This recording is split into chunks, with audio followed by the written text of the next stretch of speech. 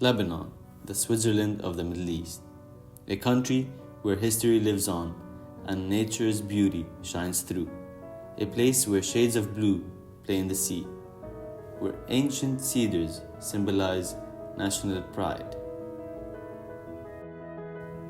And as each mountaintop touches the clear skies above,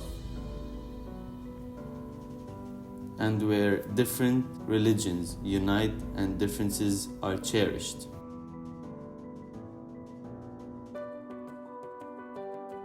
And while Lebanon sounds like heaven on earth, Lebanese media strive to tell a different story.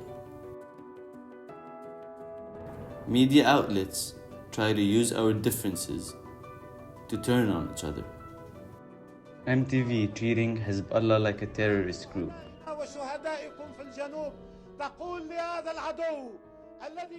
Or Al Jadid treating Hariri like a saint. One of many problems in Lebanese media is the sectarian bias. What can be done to improve the media? We interviewed Ms. Hitani, a multimedia journalism professor here at ALIU Beirut. How do you perceive the level of diversity and inclusivity in Lebanese media outlets when it comes to representing various sects? Alright, so the Lebanese media landscape is relatively one of the most diverse in the region, and that would be because, as you assumed, that it represents the major sects in the traditional media at least. But that's only one aspect of it. Another aspect would be the diversity in the political economy and the ownership of the major media channels. And it seems pretty clear when we look at the picture, at the bigger picture. So we have sects who have the means and the capital to fund and to produce media content that represent their own sects again. Mm-hmm. So that would leave a minority of misrepresented or underrepresented voices, and that would be the people who don't have the means to shift the political economy or to produce their own content.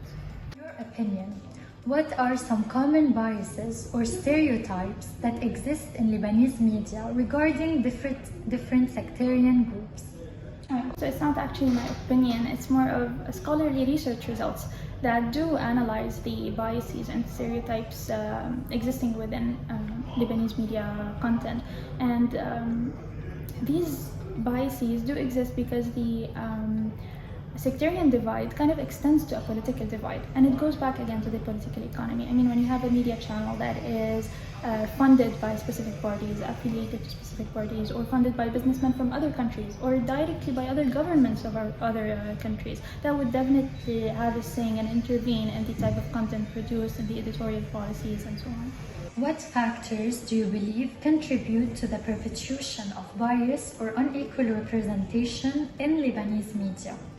Alright, the major factor is again political economy. Mm-hmm. See, the stereotypes and biases do extend beyond these sects to also misrepresent and propagate stereotypes about other nationalities living in Lebanon, such as Syrian and Palestinian refugees. So that would be the major factor. Yeah. Okay. How do you think advancement in digital media and social networking platforms have influenced sectarian representation in Lebanese media? There's no doubt that social media or digital media platforms can be perceived as participatory forms of media. So people who wouldn't always have a voice would have a space to share their opinion on these media platforms. So from one side, yes, it is a space to share voices. It is more space for more representation, such as, for example, alternative media pages like Ion South Lebanon. On this page, you would see some things that are not available on traditional media, such as Al Jadid, MTV. Yeah, exactly. So media channels who do not focus on what's happening in the south, even though it's a war front, actually.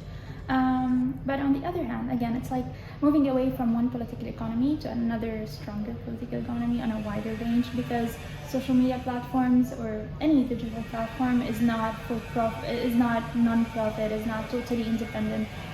There are agendas, there are policies, and there is definitely censorship. What would equal representation of different sects, opinion, in the media look like?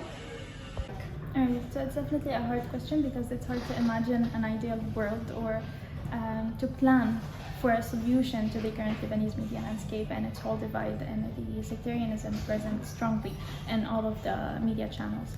But if I were to suggest a solution, it would definitely be a radical one that starts from the root. So that would be through media literacy. I cannot stress how crucial, beyond crucial, media literacy is to build a community that would have the skills to consume, understand, critique media, and also produce media, because this media literate community would be the hope or the power for any hopeful change in the media landscape. What is media literacy? It was a direct result of war propaganda in the 1930s and the rise of advertising in the 1960s. During that time, media was used to manipulate people's perspective.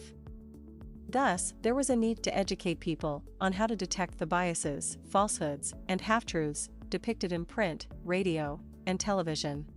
Media literacy is the ability to identify different types of media from a wide array of sources and understand the messages they bring. In its simplest form, media literacy is the ability to access, analyze, evaluate, and create media,